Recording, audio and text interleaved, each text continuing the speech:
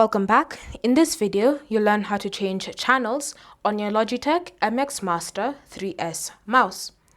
So all you need to do is simply flip your mouse upside down, and then as you're looking at the bottom, you should see 1, 2, 3.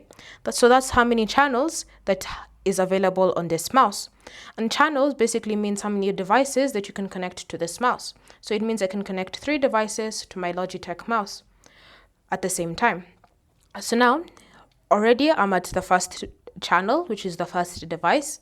If I press on that button again, I can switch to my second device. So all I need to do is grab my second laptop or computer and connect like that. And then if I press on it a third time, it will switch to the third device. And you can see number 3 is blinking rapidly, which means that I don't have a third device currently connected to this mouse. But if I had a different one, then I could just easily connect with it.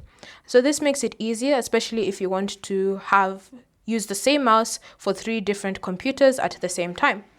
So now it's up to you to decide how you're going to connect your devices to this Logitech mouse.